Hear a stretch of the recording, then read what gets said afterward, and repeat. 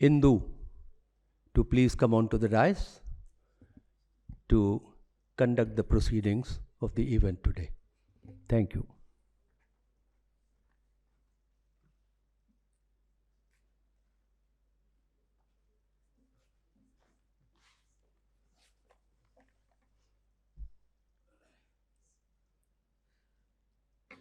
Thank you, Suhail. Friends, it gives me great pleasure to welcome you on behalf of the Safdar Hashmi Memorial Trust, SEMAT, to an evening of tribute to Sitaram Yechury, friend and comrade to all those present here and a supporter of SEMAT throughout. Perhaps I don't need to narrate this to an audience such as this. Nevertheless, to begin with, here are a few words tracing Sitaram's life and work before he left our midst too early on 12 September 2024 at the age of 72. Sitaram Yechury was the topmost leader of the Communist Party of India Marxist, the CPIM, an outstanding leader of the left movement and a well-known Marxist ideologue.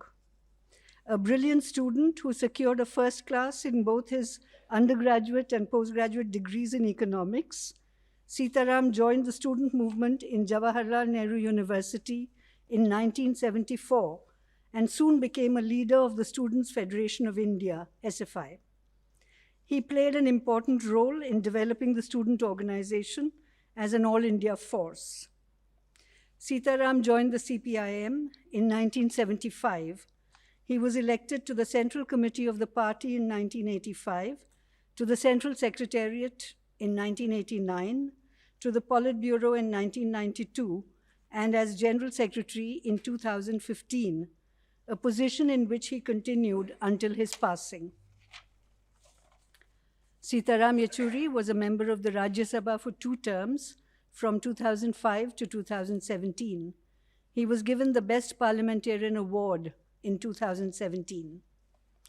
In the recent period, Sitaram devoted a lot of his time and energy towards forging a broad unity of the secular opposition parties, which took the shape of the India Bloc, INDIA. While he was respected and admired across the political spectrum for his political integrity and commitment, he had a wide circle of friends in all other walks of life as well. His untimely demise at this crucial juncture in our national politics is, needless to say, a profound loss for the left, for democratic and secular forces, and for the progressive cultural movement, especially SEMAT. Sitaram Yechury was the editor of Marxist, the CPIM's theoretical journal, for several years, and of People's Democracy, the party's weekly newspaper, for over 2 decades. He was also a prolific writer who wrote extensively on subjects such as secularism, culture, the media, and science, besides developing a trenchant critique of Hindutva through several publications. This evening, we are releasing 3 new books of Sitaram's writings collated from various sources. The 3 books are Reflections on Culture, Media, and Science, introduced by Ram Rahman. Hindu Rashtra Hai Kya? A Hindi translation of Sitaram's What is this Hindu Rashtra? Translated and introduced by Rajendra Sharma. And The Fight for the Republic, with an introduction by Prabhat Patnaik. The first 2 books are published by SEMAT, and the third by Tulika Books in association with SEMAT.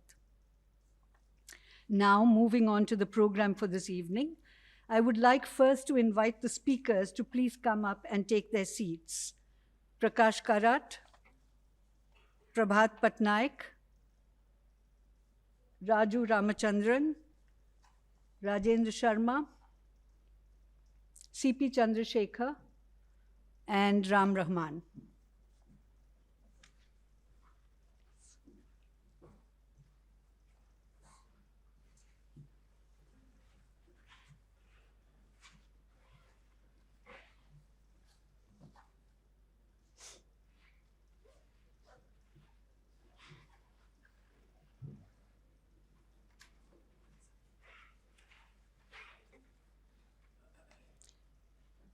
Rajan?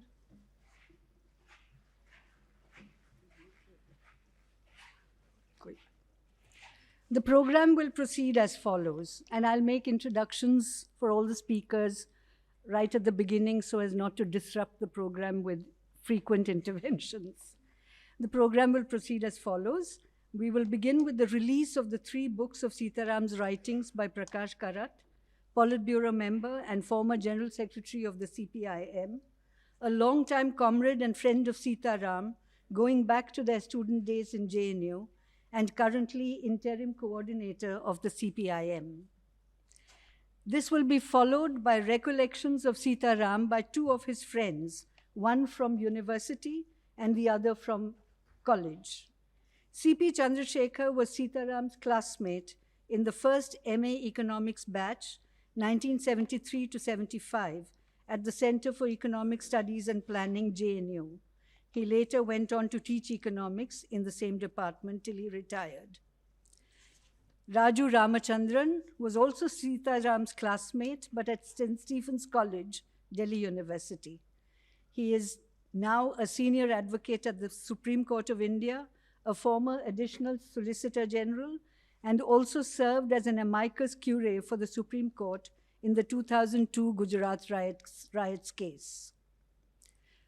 Next, we will have Ram Rahman, Rajen Sharma, and Prabhat Patnaik, who have written the introductions to the 3 books, to speak a few words each.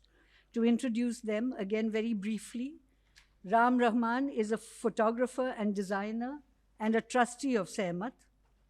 Rajen Sharma is a Central Committee member of the CPIM and editor of Lok Leher, the party's Hindi weekly. Prabhat Patnaik is Professor Emeritus, Center for Economic Studies and Planning, JNU. He was Sitaram's teacher at JNU. Now I request Prakash Karat to please unwrap, pull open the ribbon and release the books. The 3 books that I just mentioned.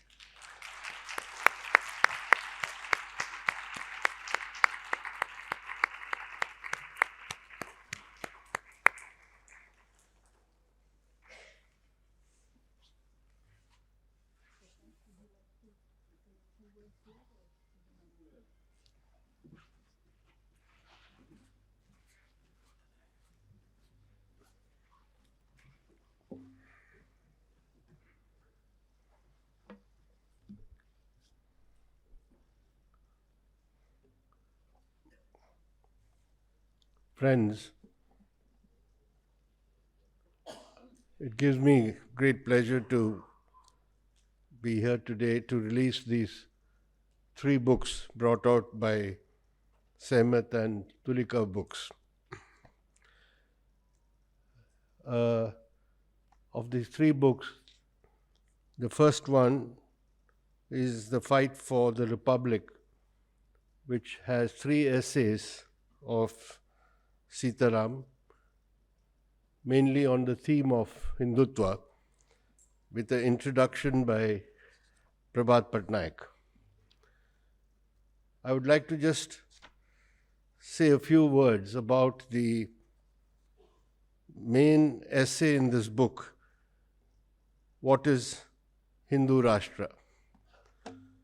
Sitaram wrote and published this book or in a booklet form in March 1993, less than 3 months after the demolition of the Babri Masjid. And if you read this essay, you will understand that Sitaram, in the background of the demolition of the Babri Masjid, had made a serious attempt to understand what these forces are who led the movement for the Ram temple and who demolished the Babri Masjid, that is the Rashtriya Swayam Sevak Sangh. And This was published by Frontline magazine, first as an essay in the magazine, I think, and later as a booklet. For Sitaram, the demolition of Babri Masjid was not the end. He understood that it was the beginning of the rise of the Hindutva forces in their journey to capture power in India. And this essay takes up Golwalkar's book, We or Our Nation Defined, which Golwalkar wrote in 1939 or published it in 1939. As you all would know, Golwalkar then became the Sar-Sangchalak of the RSS in 1940, and he remained in that position for over 3 decades. And this We or the Nation Defined, Sitaram saw it as a manual for the RSS. He also understood its significance. It was written in 1939 when Hitler's Germany was there and on the eve of the launching of the Second World War. And if you read this essay by Sitaram, you will also see how he traces Golwalkar's ideology, his ideas of racial purity, how he looked up to Nazi Germany. He quotes from Golwalkar's book where he says, in Germany they have put racial purity above all and purged the Semitic races and the Jews, and says we in Bharat have to learn a lot from this example of what they did in Germany. So Sitaram concludes that what the RSS stands for and what the RSS ideology is an Indian version of fascism. And today, when we look back at this essay, I recall at that time A.G. Noorani, who was a friend of both Sitaram and myself, and when Sitaram was in hospital in the All India Institute of Medical Sciences during his serious illness, Noorani died, and he tweeted a message on his death, and in that he mentions that Noorani, we used to call him Ghafoor, had highly appreciated this booklet of Sitaram, and when he went to Mumbai, he had hosted him to a delicious biryani for this book. And as you know, A.G. Noorani was an expert on the RSS. So Sitaram's study or understanding of the RSS and the Hindutva forces, from this book onwards, you will see that he made a big contribution to the understanding of our party, the Communist Party of India, Marxist also. Our party was formed in 1964, and we had adopted our party program, which is our basic document. At that time, there was no BJP, and there was a Jansangh, but it was still a very small force. And in that program, I think there is just one sentence mentioned about the right-wing communal forces of parties, like the Jansangh, etc. So when we updated our party program in the year 2000, Sitaram was in the program commission which drafted this program. And he drafted this section in our program, which we still follow today. And I'd like to read you this 2 or 3 paragraphs which he drafted. It says, the Bharatiya Janata Party is no ordinary bourgeois party as the fascistic Rashtriya Swayam Sevak Sangh guides and dominates it. When the BJP is in power, the RSS gets access to the instruments of state power and the state machinery. The Hindutva ideology promotes revivalism and rejects the composite culture of India with the objective of establishing a Hindu Rashtra. The threat to the secular foundations has become menacing with the rise of the communal and fascistic RSS-led combined and its assuming power at the center. At that time, the Vajpayee government was there in power at the center. Systematic efforts are on to communalize the institutions of the state, the administration, the educational system, and the media. The growth of majority communalism will strengthen the force of minority communalism, etc., etc. The support of the sections of the big bourgeoisie for the BJP and its communal platform is fraught with serious consequences for democracy and secularism in the country. The danger of fascist trends gaining ground based on religious communalism must be firmly fought at all levels, and so on.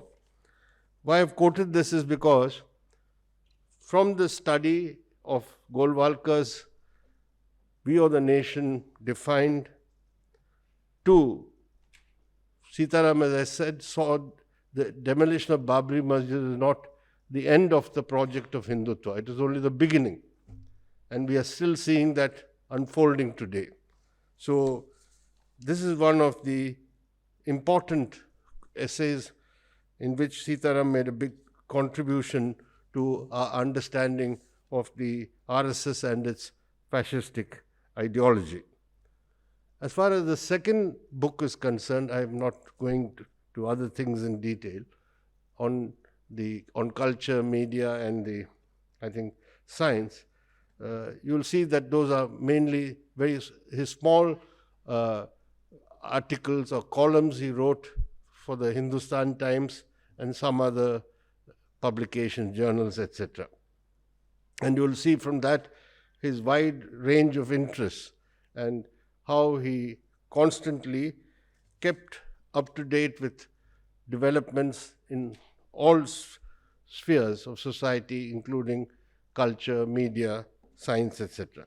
And there I'd like to just comment on one aspect of these writings, which is on his interest in science. Now, we used to meet every day. I mean, we were there in the Politburo, I think, for more than 3 decades, both of us. So we have this ritual of meeting every morning to take stock of what's happening in the country every day or in the world every day. And off and on, Sitaram, when we have these discussions, would suddenly pop up and say, this is today, in science this has happened. Today they've discovered a new planet, or they have discovered some new fossil, the first human fossil somewhere, and such. And I find even in the Hindustan Times, his left-hand drive, he has mentioned some of these. He has written about science. Here is one. It's about the Large Hadron Collider. It's about this underground tunnel which was built, in which they were to collide these protons on the atoms, all that sort of thing, and which will lead to replicating probably the Big Bang. Now, he told us about this in one of the meetings. That's going to happen, and they're going to start this. And then here's another one about the Hubble telescope. A recent dispatch informed us that snuggled in a huge belt of warm dust 424 light years away, an Earth-like planet appears to be forming. It will apparently take 100 million years for the planet to be fully formed and 1 billion years for the first signs of life, if at all, to appear. Now, this is what he would tell us. Off and on, suddenly in the course of our morning, things he would tell us about the latest scientific events and developments. And his understanding of science was something that always surprised me because, he was a student of economics, and he must have learned or studied some science in school probably, like all of us did. But he was always curious. He had this scientific bent of mind. He would like to know what's happening in science. And that scientific outlook of his is what also, if you see in his writings here, he says what they are doing here today, the Hindutva forces, they are the forces of unreason, you see. They are the forces of irrationality, and they are enemies of science. So this thing is something all of us who are pretty ignorant about science used to benefit from him with his regular dispatches to us about the latest scientific discoveries. It struck me when I read some of these pieces in this volume. Thank you.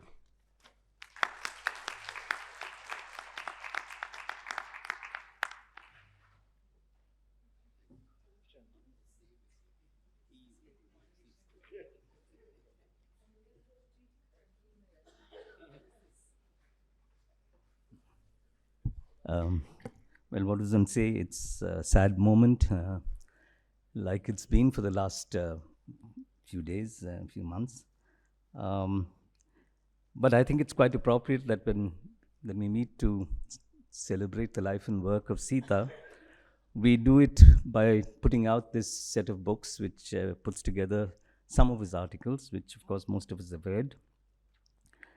And when I was going through this, it came back that, I mean, if you look at it on the one hand, there is this very detailed, very rigorous attempt at a critique of Hindutva, Hindu Rashtra, etc., which is almost bordering on the academic, despite being deeply political.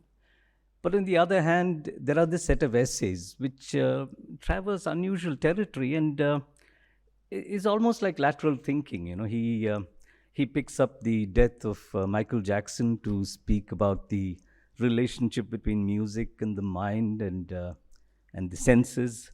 He takes up the Collider to speak about science and the philosophy of science and Marxism and so on. So he had this tendency to actually, he was a lateral thinker, and that comes through and in these writings. And thinking back, when we were students together, I mean, there was this person, extremely charming, of course, brilliant, sense of humor, but always would, in the course of our discussions, arguments, conversations, he would always bring up some remote connection, some anecdote, which initially you thought had nothing to do with what we were talking about, and try to use it either to explicate something or to buttress an argument.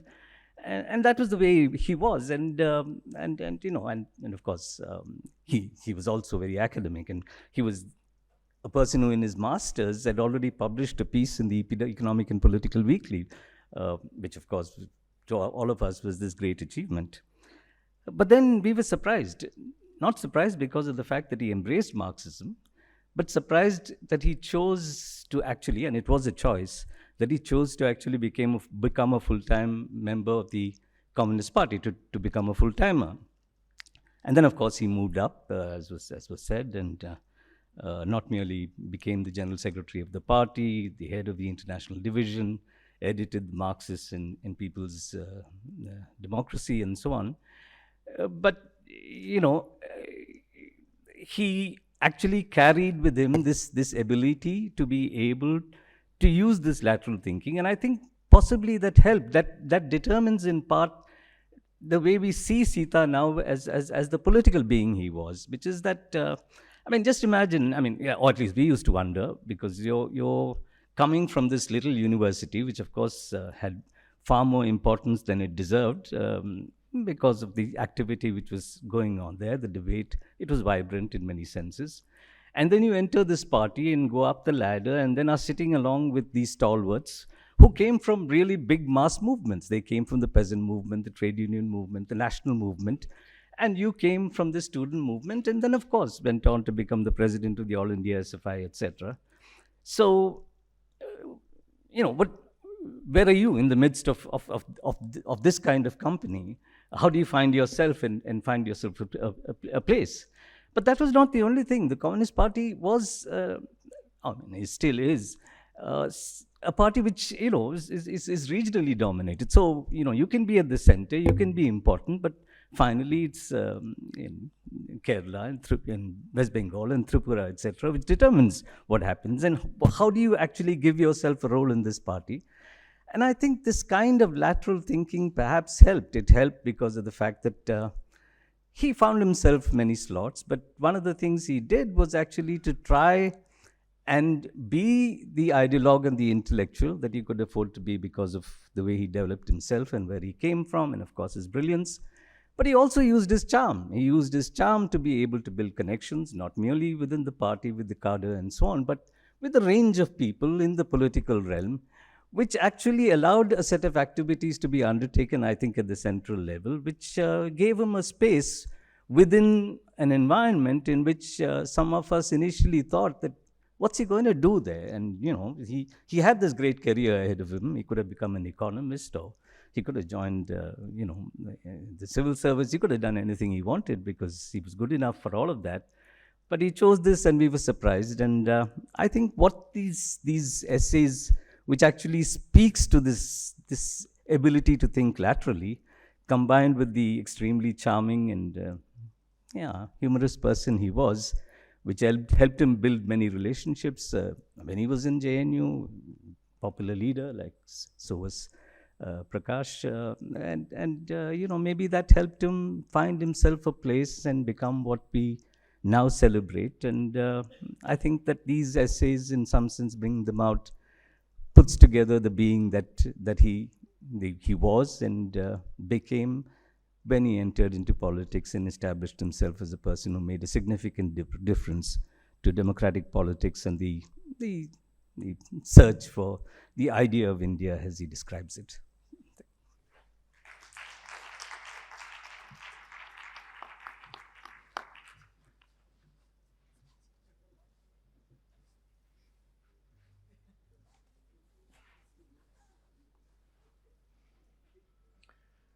Good evening. I go back to 1970, the year we joined college. St. Stephen's College was a male bastion.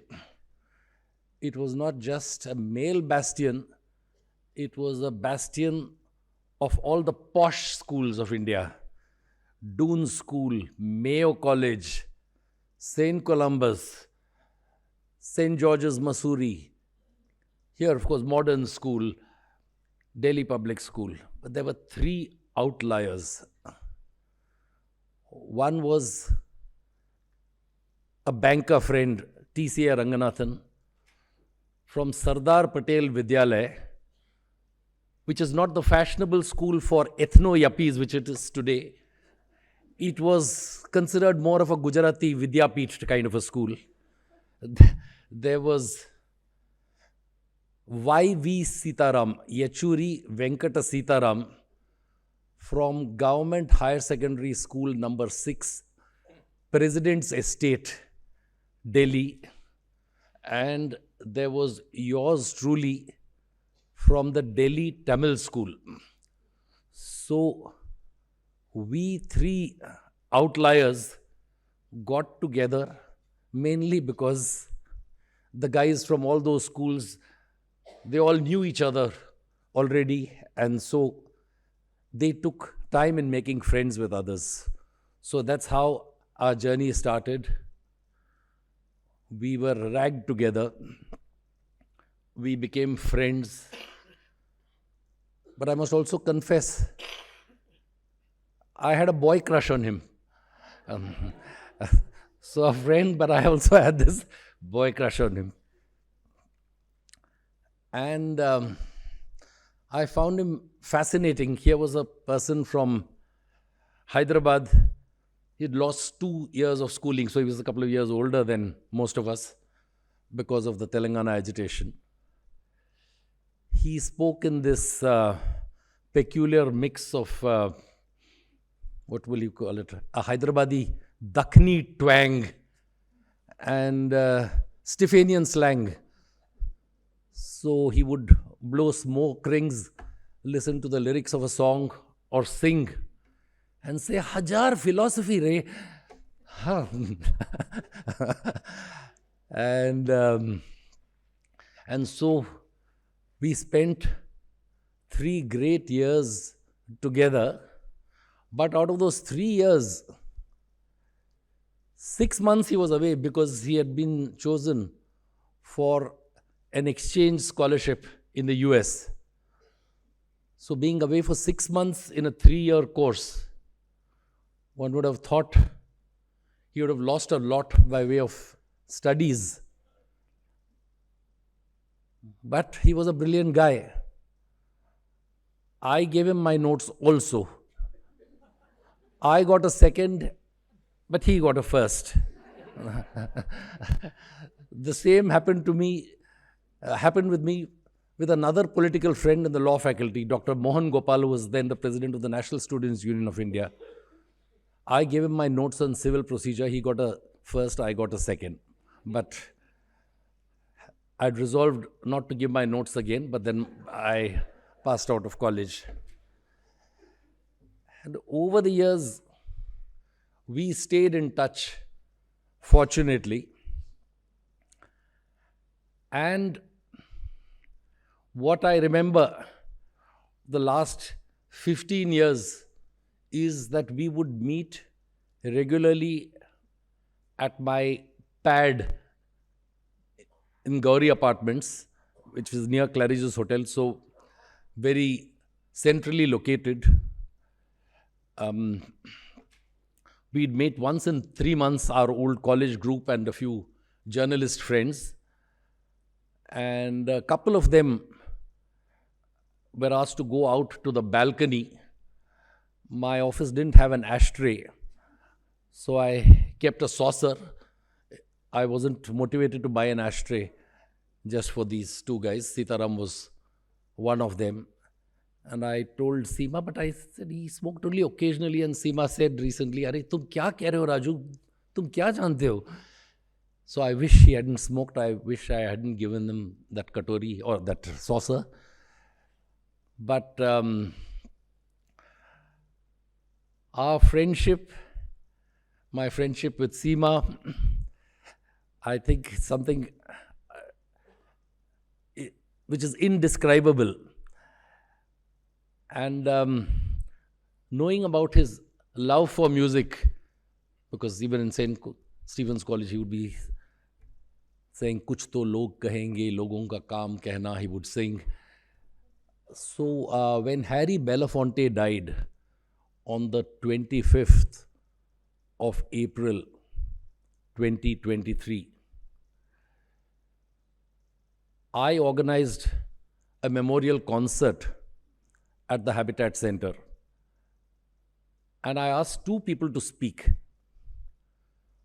One was Dr. Qureshi, who plays in a band.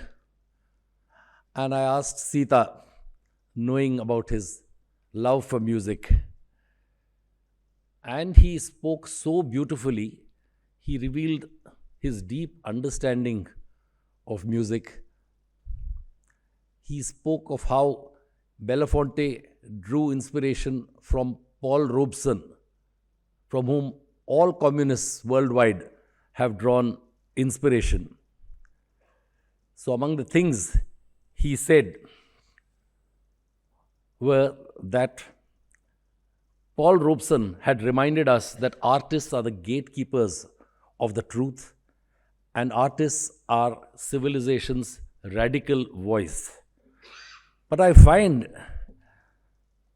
that in his column in the Hindustan Times called Sound of Music, written a few years earlier, he says all this in the context of the passing of Michael Jackson. And I want to read out from this essay only to show what a polymath he was for his understanding, for his cross-cultural understanding. Now, Michael Jackson and Ali Akbar Khan died in the same week. So he takes notice of the passing of both of them.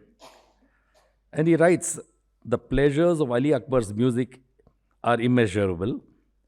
Chandranandan, the raga he crafted, continues to evoke an irrepressible range of emotions. We recently lost Gangubai Hangal and the vocal genius of Carnatic music, D.K. Pattamal. These geniuses elevated our sense of being, contributing to the pleasures of leisure. And then he contrasts with Michael Jackson. Michael Jackson, on the other hand, epitomized the emotions of a dynamic generation on the move. When my young daughter in the late 80s asked me if I had seen one song, I was stupefied. One can only hear a song, or so I thought. Michael Jackson, above anybody else, has shaped generations to not merely visualize, but to see and experience the pleasures of music. And then he quotes from one of the science fiction novels of Arthur C. Clarke, and he said the same thing at the Belafonte concert about how the aliens called the overlords arrive on Earth to attend a concert, and they don't understand what this music is all about.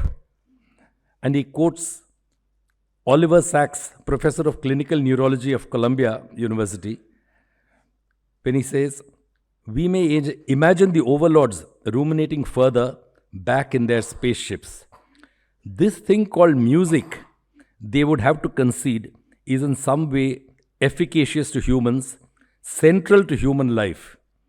Yet it has no concepts, makes no propositions. It lacks images, symbols, the stuff of language. It has no power of representation. It has no necessary relation to the world. And then, quoting Sacks again, he says, music can move us to the heights or depths of emotion. It can lift us out of depression when nothing else can. It can get us dancing. And music is what can send armies to war as well. In his range of interests, as Prakashji just said, he wrote about Indian cinema with deep knowledge, culture, science. I'm not talking of politics at all. And in the very essay which Prakashji just spoke about the Hadron Collider, there's something very interesting towards the concluding part, which indicates his deep philosophical understanding. So let me read from here before I conclude. It is indeed gratifying that over 100 Indian scientists are involved in the Hadron Collider project. India gifted a bronze statue of the Nataraja to celebrate India's connection with the CERN. The plaque on the statue quotes Fridtjof Capra of the Tao of Physics fame. For modern physicists, Shiva's dance is a dance of subatomic matter. But Sitaram goes on to say, another symbolism of significance should not be missed. Shiva in the Tandav dance, in the Tandav trance, is always shown as a Nataraja encircled. Is this the dialectical unity between the zero and the infinity, unity of the opposites? This was Sitaram, the genius, the polymath. The likes of you we'll never see again. Corporate.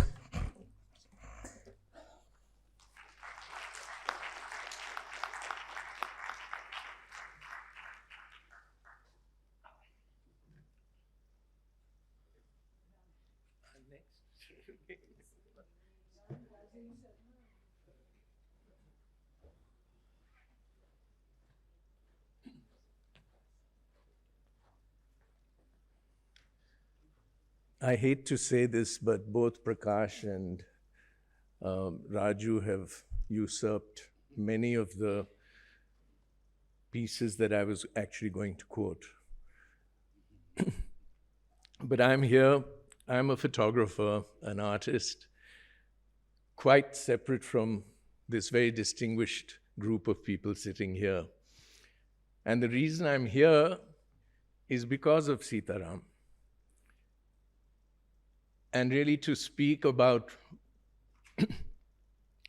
his deep connection to culture that Raju has already spoken about, his love of music, cinema, the arts, architecture, all of which I've been privileged to have shared with him.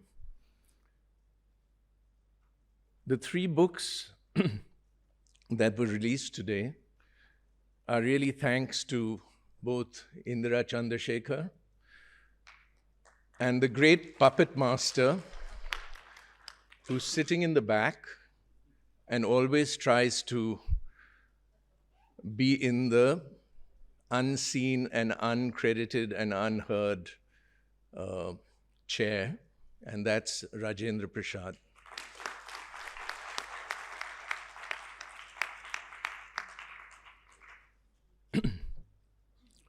When Sehmat was formed after Safdar's death, I had actually met Sita in 1984 or 85, I think, when I had come back to Delhi from Bangalore, where I had been designing the Herald Review, which the Deccan Herald Group had brought out for a few years. And Chandrasekhar was editing it. I came to Delhi. They had not come back to Delhi, and I asked Romi Khosla that how do I find Chandru? He said, go to 14 Ashoka Road and ask for this guy called Rajan, and he will tell you how to get a hold of Chandru, etc. That's when I met Sita and Safdar. When Sehmat was formed, it was, a group of artists, actors, theater people, actually very wide range of people, including journalists, because the reaction to Safdar's murder was so profound and so shocking and so strong. Sadly, we've become used to this kind of thing now in the years following. But I will say that if it were not for Sitaram, Sehmat would not have survived 35 years, and you would not be sitting here today. For me personally, it's a huge shock and a huge loss. I was not in Delhi when he passed away, and I hadn't even known that he was ill. He was like a pillar for someone like me who was becoming more and more anxious about the direction that our country was taking. And the future for some people like us, for artists who are being attacked, censored, threatened, even killed. Today, the reason we release these books, of course, is December 6th, which is the date of the destruction of the Babri Masjid, also the death anniversary of Ambedkar. And in a sort of funny confluence, Sitaram did his senior education at Jawaharlal Nehru University, and we are doing this tribute in a building named after Jawaharlal, with a beautiful sculpture outside by our friend and colleague Latika Khat, who had also done a big bust of Safdar for one of our first Sehmat events in Mongolpuri years ago. Also, the big murals of the independence movement done by M.F. Hussain, artist who was exiled by the right wing. So it's a strange confluence, and for someone like me, who was figuring out what our future would be, or what my future would be, the loss of Sitaram is hugely tragic, Because in Sehmat, you'll see the photographs outside. He would come whenever he could, virtually every day for lunch. The lunch being a little dosa, rice, dal. And it was an adda. All kinds of people would land up. You never knew who would show up at Sehmat. And there would be these heated discussions. He was forced to sit outside because of his smoking. I wouldn't let him smoke inside. And that's actually a tragic thing, because years and years we tried to get him to stop smoking and he just would not. And sadly, I think that helped in his early departure. But in Sehmat, for artists like me and all the theater people, many of whom are sitting here, some of the musicians, we would get an insight, a fairly, clear and unmeditated, unfiltered insight into what was happening in Indian politics, which was very important for us. And he would ask very keenly about what was happening in the art world. What great exhibition to go see, who was being attacked, why were 13 artists doing an exhibition at the National Gallery in support of Narendra Modi's radio talks? What was happening with the destruction of the Central Vista and the buildings destroyed? So there was a two-way, dialogue and conversation, which was hugely important. And Sehmat, in a way, was, I would say, not a reincarnation, but a different version of what used to be the Progressive Writers Association and IPTA from the Communist Party of the 40s. And the space that we were allowed to occupy was quite unique. And Prabhat has written quite extensively on that. But just to end with two little anecdotes, which are personal anecdotes. Many years ago, when he was in the Rajya Sabha, he had come to New York, I think for one of the UN assembly sessions. And I took him to see an exhibition of Akbar period miniatures in the Metropolitan Museum. This was a set of paintings which had come from two museums, one of which had opened an album for restoration, which is why these paintings could be put together for the first time in many hundred years. And Navina Haidar, who was the curator, took us through in great detail, painting by painting. And he was absolutely fascinated by the subject. These were actually a Khamsa of Amir Khusro, which was illustrated. And it was a very rare exhibition. But I'll never forget, in the middle of this tour, with just a few of us in that room, his phone rang. And in a museum, you're not, really supposed to pick up a phone. Anyway, he picked up the phone. It was Natwar Singh. And the funny thing was that Natwar Singh was in some trouble with his own party. And he called Sitaram to say, please help. Please talk to the powers that be to absolve me of whatever I've been accused of. So this was Sita in the middle of Akbari paintings and ground-level politics here. And many years after that, I had gone to Calcutta. It was Vishwakarma Puja. And I went to Barakpur, to Gandhi Ghat, which was a memorial to Gandhi that my father had designed when he was a very young architect, 1949. And I hadn't been there for many years. I go there and I was shocked that there were these armed guards with machine guns, and they said that you can't do any photographs. So I said that, this is a memorial to Gandhi. It's the first national memorial, and you shouldn't be standing here with machine guns in the first place. And I called Sita and I said, this was the middle of the morning, I said that, what kind of government are you running in this state? The CPM was in power then. He said, you wait there, found CPWD office where they were doing a small Vishwakarma Puja that day, sat there. Shortly, I get a call from him saying, wait. Then I get a call from some very high functionary who I don't know, from Bengal government. And Gandhi Ghat is located right next to the police training academy, which is, I think, why they say that, it's a security zone and you can't photograph.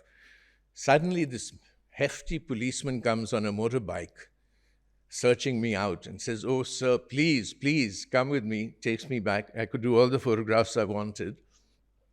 But then took me into the police training academy at Barrackpore, where I suddenly remembered that this was where the mutiny had started in 1857.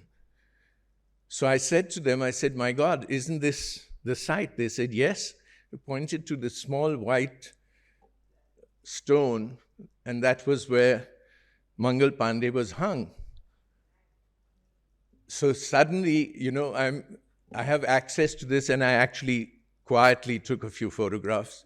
I also found some barracks remaining from Mangal Pandey's time, which I was able to see. And oddly, the other barracks had been designed by my father in the early 50s. So it's incredible to have a friend who was a politician, but had this incredible breadth of connections and interests that many people have talked about. And he will be sorely missed.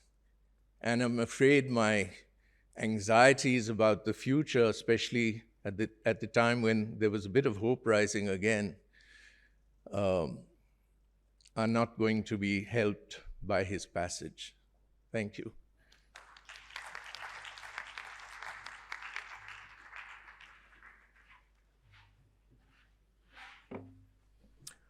दोस्तों और साथियों, जैसा राम ने पहले ही याद दिला दिया है कि ये बाबरी मस्जिद के ध्वंस के 32 साल आज पूरे हुए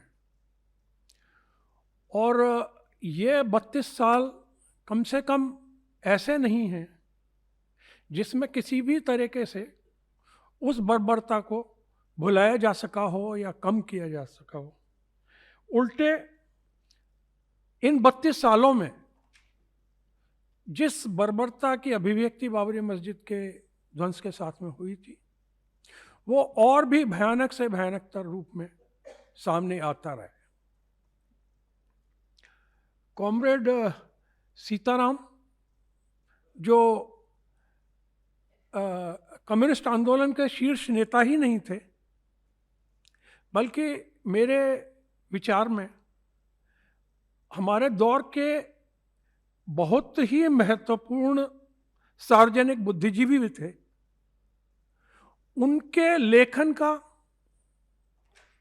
उनके संपादन का और उनके भाषणों का,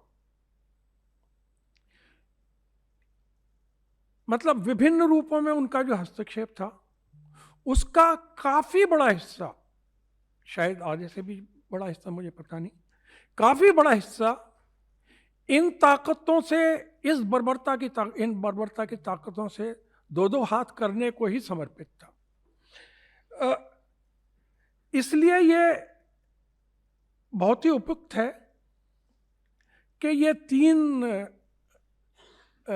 जो संकलन हैं उनकी रचनाओं के, और जिनका भी बड़ा हिस्सा इसी प्रक्रिया को समर्पित है, वो तीनों संकलन जो हैं हम बाबरी मस्जिद के ध्वंस की सालगिरह के मौके पे, बरसी के मौके पर इनका लोकार्पण कर रहे हैं।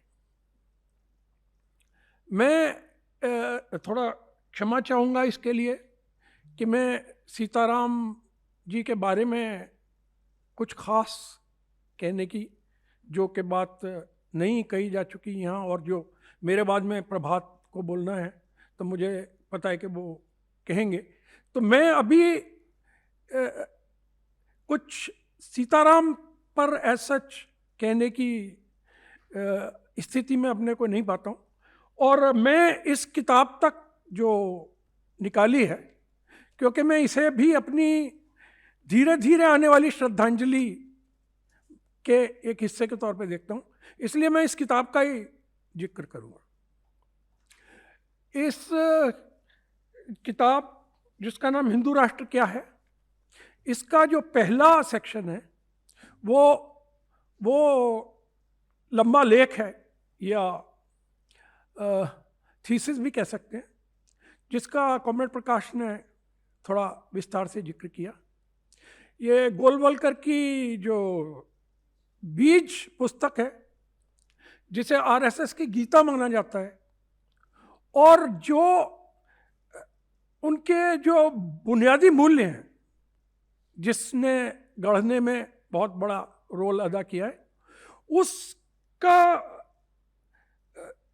बाबरी मस्जिद के ध्वंस के कुछ ही महीनों के बाद किया गया एक गहन अध्ययन है, जो जैसे चंद्रू ने कहा कि मतलब on border lines of being called academic.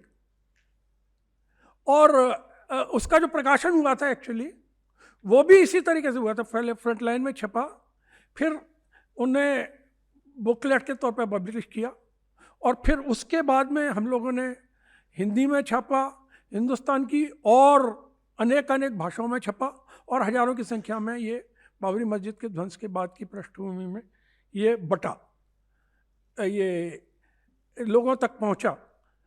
तो ये जो है ये पहला हिस्सा है इस पुस्तक का, और इसमें उन्होंने बताया है कि ये जो पूरा का पूरा प्रोजेक्ट है हिंदू राष्ट्र का, जो पूरा का पूरा कम्युनल प्रोजेक्ट है, इसकी जड़ें जो है हिंदुस्तान के कॉन्टेक्स्ट में वो किस तरीके के विचारों पर हैं, आधारित हैं, और ये कि इसके जो फैशिज्म की जो पूरी की पूरी परंपरा थी उसके साथ में किस तरीके की गहरी रिलेशनशिप है, बल्कि किस तरह से ये जो विचार है ये फासीवाद को एक तरीके से इमिटेट करता है, उसे उसकी नकल भी करने की कोशिश करता है। तो ये जो है इस और किताब इसका पहला खंड है, जिसमें सीताराम जी ने इसका भी जिक्र किया कि किस तरह से ये जो अपनी विरासत है इसको पूरा तरह से आत्मसात करते हुए भी आरएसएस, क्योंकि उसमें बहुत सी चीज़ें ऐसी हैं जो समय के साथ में प्रकटतः शर्मिंदगी का कारण भी बनती हैं, जैसे कि हिटलर की जो ज्यूज़ के खिलाफ हिटलर का जो नरसंहार था उसकी तारीफ, और उसका हिंदुस्तान के लिए एक सबसे शानदार उदाहरण के तौर पर प्रस्तुतिकरण, तो वो क्योंकि वो शर्मिंदगी का भी कारण बनती है तो इसलिए मना करने की भी वो कोशिश करते हैं। तो उसका भी इसमें डिस्कशन है कि किस तरह से ये भी झूठ है, जैसे वो कहते हैं कि हमने तो एक बात ये कही जाती है कि वो गोलवलकर ने लिखा नहीं था, एक्चुअली वो किसी और का लिखा हुआ था, गोलवलकर जी के पास में आया था, वो ट्रांसलेशन किया था। दूसरी बात कि नहीं, ये तो छोड़ा जा चुका ही है। इन दोनों चीज़ों को भी उसमें डिस्कशन में सीताराम जी लाए हैं, उस एकेडमिक लेवल के डिस्कशन के साथ साथ। इस सिलसिले में मैं ये बात कहना चाहता हूँ एक्चुअली कि एक चीज़ हमें देखने को मिलती है जो बाद के हिस्से के इस किताब के हैं उसमें और भी अच्छी तरह देखने को मिलती है कि एक सार्वजनिक बुद्धिजीवी के नाते वो सिर्फ बौद्धिक व्यवहार तक सीमित नहीं रखते थे अपने आप को, बल्कि किस तरह से वो बात, वो विचार, वो धारणाएं, वो तर्क आम लोगों तक पहुंचे, आम जनतांत्रिक आंदोलन के आम कार्यकर्ता तक पहुंचे। ये भी एक चीज थी जिस पर के उनका ध्यान पूरा था और जिसके लिए वो आवश्यक श्रम करने के लिए तैयार रहते थे। इसका दूसरा जो सेक्शन है बाबरी मस्जिद के ध्वंस के बाद की 3 चीज़ें उसमें रखी है हमने। और उसका जो पहला हिस्सा है वो बाबरी मस्जिद के ध्वंस के फौरन बाद जो आरएसएस की तरफ से प्रचार किया जा रहा था उसे जस्टिफाई करने के लिए, उस प्रचार के जवाब के तौर पर लिखा गया एक पैम्फलेट था, जिसे किताबचा कह सकते हैं, मतलब पैम्फलेट मतलब 32-34 पन्ने का, जिसमें हर एक सवाल, हर एक प्रचार का मुद्दा जो कि वो उठा रहे हैं उसका विस्तार से जवाब दिया गया। और मुझे मतलब मेरी जानकारी नहीं है कि इस स्तर पर, मतलब जिस राजनीतिक नेतृत्व के जिस स्तर पर सीताराम थे, उस स्तर पर इस तरह की पॉपुलर राइटिंग जो है के लिए सायास और कोई करने के लिए समय निकाल पाता है, एनर्जी निकाल पाता है या नहीं निकाल पाता है, मुझे नहीं इसका। ये दूसरे सेक्शन का पहला हिस्सा है।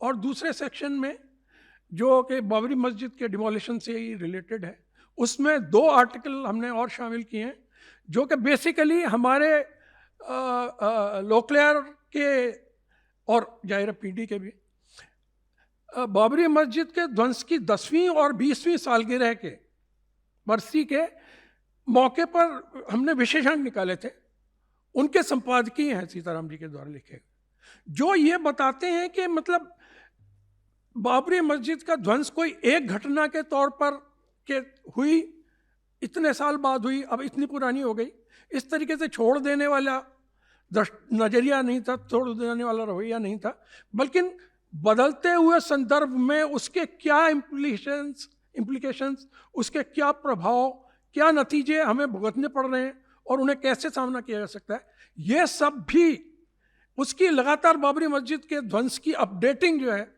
वो सीताराम जी के काम का हिस्सा, अपने काम का एक हिस्से के तौर पे मानते थे। तीसरा जो खंड है वो इसका काउंटर है एक तरीके से। उसमें हमारे राष्ट्रीय आंदोलन की जो परंपरा है और सीताराम जी के लेखन के और उनके भाषणों के जिसे भी सुनने का मौका मिला है, वो अच्छी तरह से जानता है कि वो कितनी क्लैरिटी के साथ में राष्ट्रीय आंदोलन की परंपरा के 3 हिस्सों का जिक्र करते थे। और एक हिस्सा जो दक्षिणपंथी सांप्रदायिक ये हिस्सा है, और एक हिस्सा जो राष्ट्रवादी हिस्सा था, और एक हिस्सा जो वामपंथी हिस्सा। तो ये जो राष्ट्रवादी और वामपंथी, ये जिस स्पेक्ट्रम को रिप्रेजेंट करते हैं, वो है जो सांप्रदायिक हिस्से का जो हिंदू राष्ट्र की जो डिमांड है, हिंदू राष्ट्र का जो प्रोजेक्ट है, उसका मुकाबला कर सकता है। ये मैं समझता हूँ कि ये समझ थी एक हमारे विरासत के बारे में, और उसी समझ के आधार पर उनके लिखे हुए 3 लेखों को इसमें हमने शामिल किया है। उसमें एक अंबेडकर पर है, अंबेडकर की 125वीं सालगिरह के मौके पर लिखा हुआ, एक महात्मा गांधी पर है, और तीसरा भगत सिंह पर। तो ये मेरे ख्याल में मतलब वैकल्पिक जिसे कहते हैं या मुकाबले की धारा है, जिसे सीताराम जी एक तरीके से अंडरलाइन कर रहे थे उस लेखन के जरिए। और आखिरी जो हिस्सा है, आखिरी हिस्से में भी 2 हिस्से हैं एक्चुअली। आखिरी हिस्से में एक कोशिश की हमने कि 2014 में मोदी जी के आने के बाद से इस जो भी घटनाक्रम है, इसके बारे में जो लिखा है वो तो इतना ज़्यादा है कि उसमें से सब कुछ को या किसी एक कोई रैशनल जिसे कहते हैं छटनी या रैशनल कोई सिलेक्शन भी संभव नहीं था। लेकिन फिर भी 4-5 पीसेस हमने जो है उसमें से लिए हैं, जिसमें के एक पीस जो है भागवत ने दिल्ली में 3 दिन का एक जिसे कहते हैं बौद्धिक किया था, उन्होंने बुद्धिजीवियों को सबको बुला के संबोधित किया था। तो वो उसका एक बड़े दिलचस्प टाइटल के साथ में सीताराम ने आर्टिकल लिखा है उसके ऊपर कि मतलब ब्यूटिशियन के पास में जाने से ये दाग नहीं धुल जाएंगे, कुछ इस तरीके का टाइटल। और यहाँ से लेके इतिहास के विकृतीकरण और मॉब लिंचिंग तक, ये पूरी की पूरी ये जो 10 साल की हमारी जिसे कहते हैं हमें मिला है, उसका एक वो है। और इसका बिल्कुल आखिरी हिस्सा है वो इस सब का जो इंस्ट्रूमेंट है रूलिंग पार्टी बीजेपी, उसके बारे में जो झूठे दावे हैं उसके बारे में, उन पर भी एक उसी तरीके का सवाल और जवाब की शक्ल में लिखा गया पैम्फलेट है, उसका एक्सपोजर बीजेपी का कि इनकी रियलिटी क्या है, इसका आरएसएस के साथ में क्या रिलेशनशिप है, इनके बेसिक जो प्रीमाइसेस क्या हैं, वो पैम्फलेट है जिसके साथ में ये किताब हमने ख़त्म की। और बाकी अब प्रभात।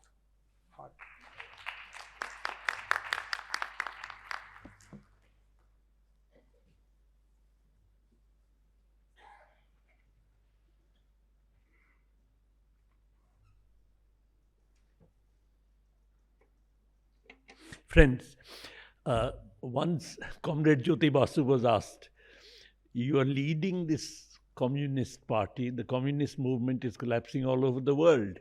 What do you have to say about it? Jyoti Babu said, where is it collapsing? Just the other day, our boys won the JNU Students' Union election. I don't think Jyoti Babu's comment was only a facetious one. I think institutions have an importance. No government in no country has made as much effort to destroy an institution as the current government has done to JNU. Filled faculty with unqualified RSS personnel, filled the student community with all kinds of people who don't, God Lord knows what they have passed, and used the campus, filled it with thugs, used every form of skullduggery you can imagine.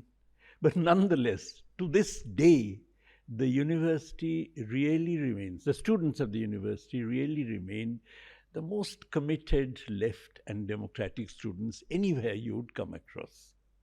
I think for this, I'm sure if this Sita's book release was taking place in JNU, you'd find hundreds of students coming for that particular occasion. For this, no doubt, the contributions of people like Sita, Prakash, Chandru, Rajan, Probir are very important. And I think we have to be grateful for them that in India, we still have such an institution. Now, Sita, of course, was a brilliant student. There has been a long history of academically brilliant students coming over to the communist movement as whole-timers. One thinks of Dr. Gangadhar Adhikari. Dr. Adhikari was a brilliant student and researcher in chemistry who went to Germany, and at that time his coming to Germany was such a major event that he, as a brilliant man from a colonized country coming, that Albert Einstein came to visit him just to see what he was like. Subsequently, when Dr. Adhikari had joined the Communist Party and was arrested, Einstein wrote a letter to Ramsay MacDonald, then Prime Minister of Britain, protesting against this. There was B.T. Ranadive, whose MA thesis was so good that it actually was published as a book on India's population. There was, of course, Comrade Burman, who was the founder of the NBA, who had actually stood first in the whole of Bengal in the school leaving exam and continued in that brilliant strain later on as well. He became a whole-timer of the Communist Party and, as I said, was a founder of the National Book Agency. Sita really belonged to that tradition. And when you look at this book, which I had the pleasure of writing an introduction for, it is such an academic book.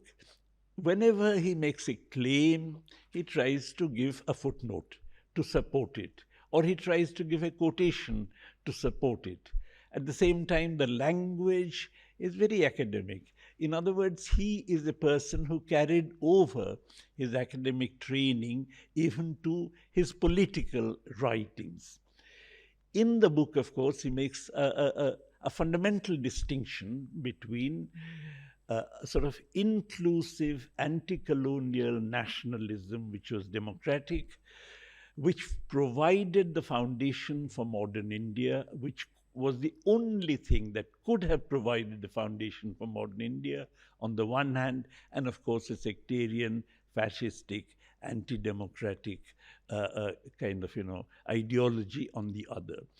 The fact that it was a fascistic ideology, the fact that Hindutva was really fascistic from the very beginning is not an ascription.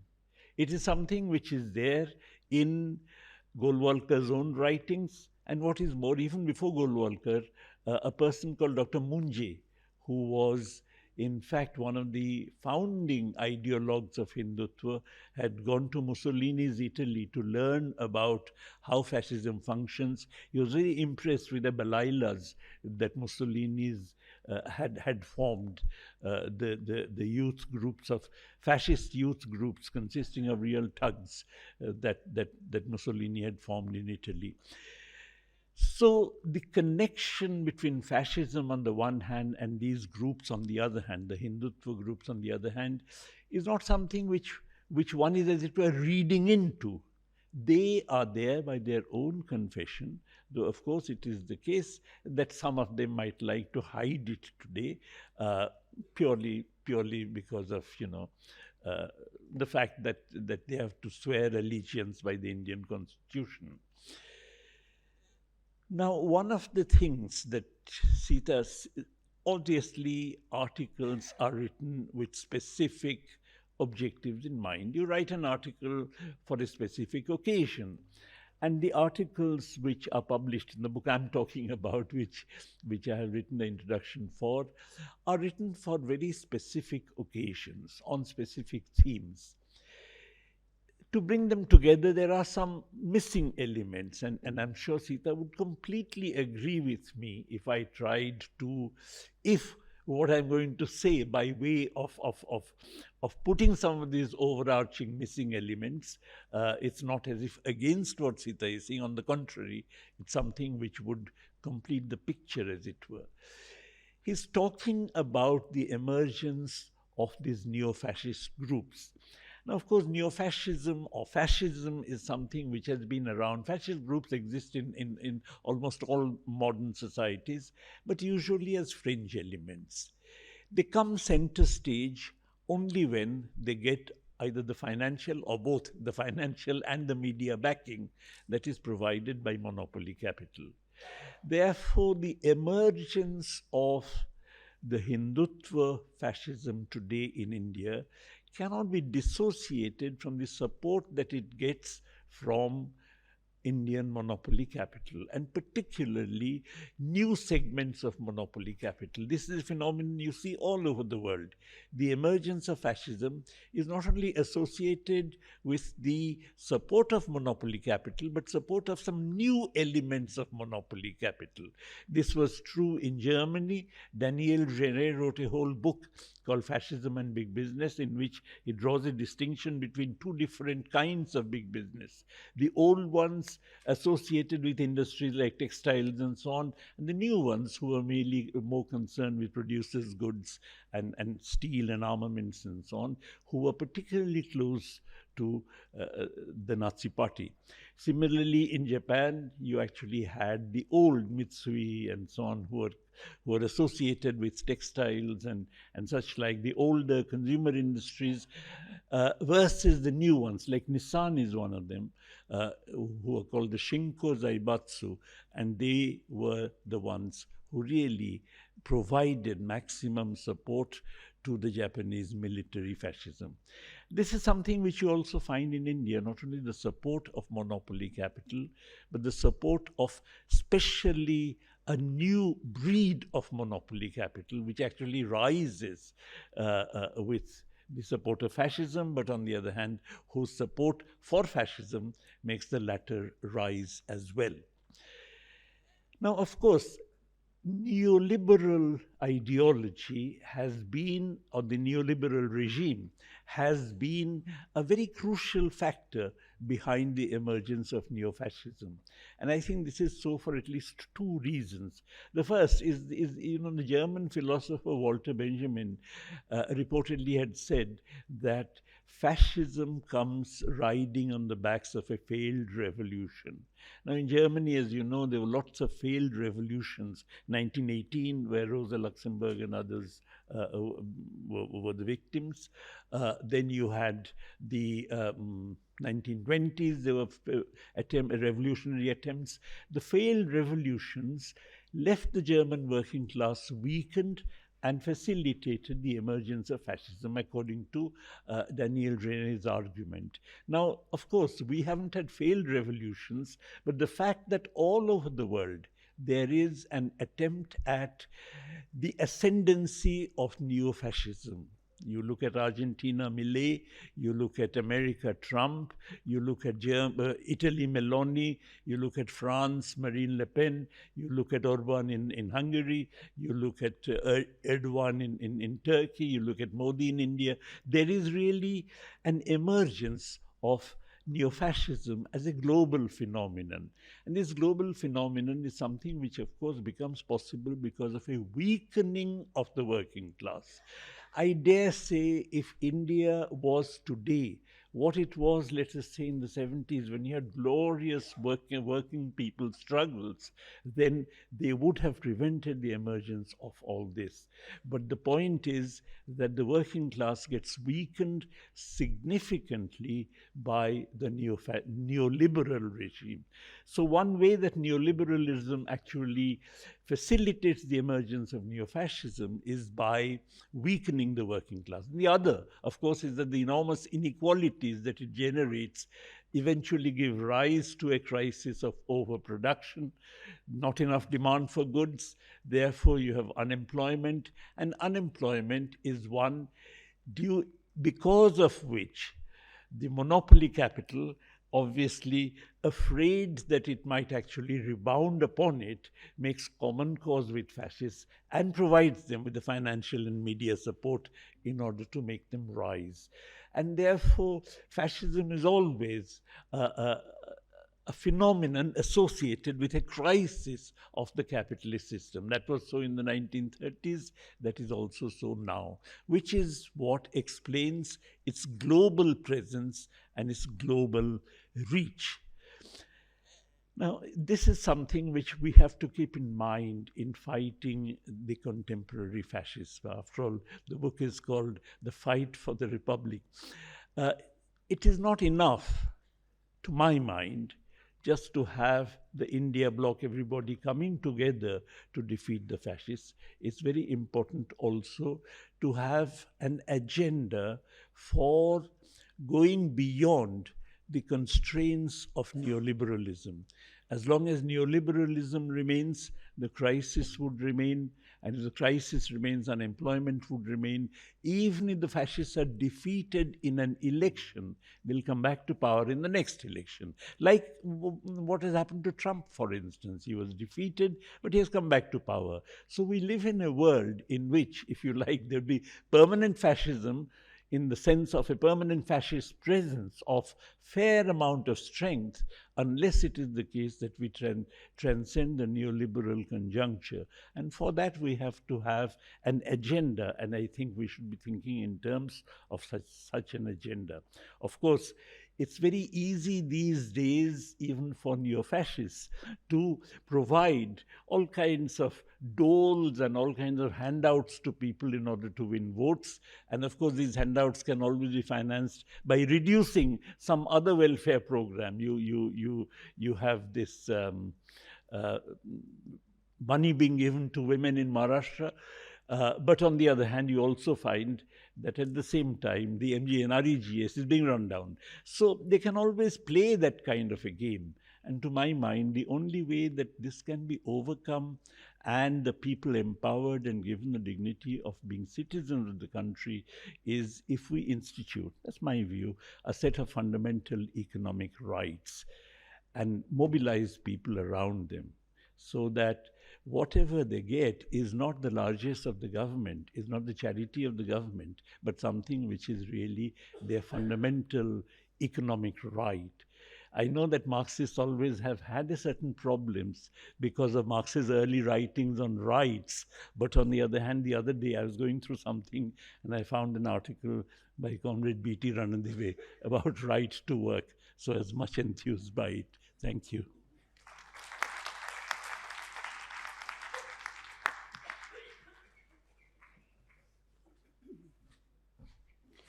Thank you, everybody. Thank you to all the speakers. Thank you, friends, for staying and listening to the speakers on Sitaram's writings and his life and work beyond what he's written, what has been brought together in these books. Thank you.